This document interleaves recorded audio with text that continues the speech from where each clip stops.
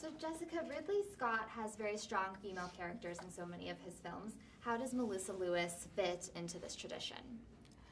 Well, Ridley Scott is a filmmaker who's always redefined gender roles in his movies. Alien was originally written for a man, and he changed the role to a woman, and it's actually, in my opinion, it makes the film a classic and far greater than it would have been if it was a man, because then it would have been a similar story to what we've seen many times.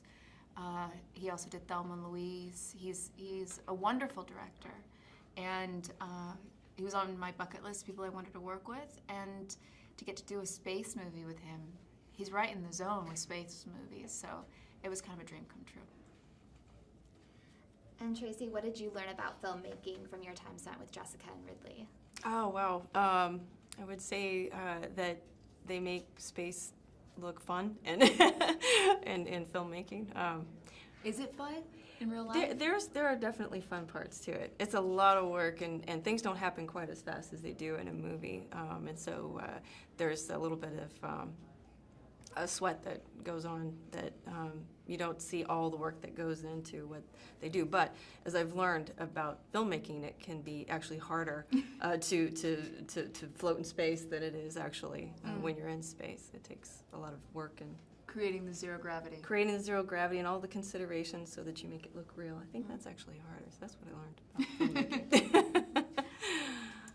And Jessica, what was the most significant thing that you learned from Tracy? I learned so much. I don't know if I could think about the most significant thing. Probably one of the most significant things was the connection and how important it is to remind yourselves of your relationships on Earth when you're out there. I noticed she was wearing a wedding ring when we were working together. I don't know why. I just assumed people in space didn't wear jewelry.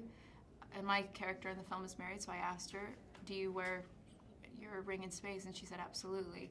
Things like that that connected the human part of what it is to actually leave the planet and separate yourself from your loved ones, and how important it is to remind yourself of your reason for coming home. That was actually really moving for me to learn that part. And then Tracy, what do you hope audiences take away from The Martian as far as their perception of astronauts in space? Is it accurate or...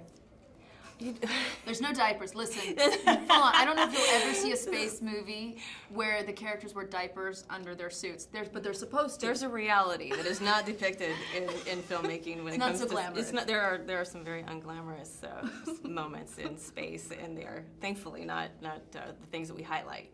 But what I hope people take home is just what Jessica said, is the human element of this, because if it were just robots that we were sending, then it'd be hard for everybody to imagine themselves in that place. But we're doing this so that we can not only learn more about ourselves, but to explore. And we don't want to do that alone. We want to do that with people. And the thing I enjoyed the most about the film was the way that they depicted the connection that the humans in space had with the humans at home, whether it was through work or family. That's very accurate to what we do in space. We have our job, but we also have that personal connection. So, Thank you both so much.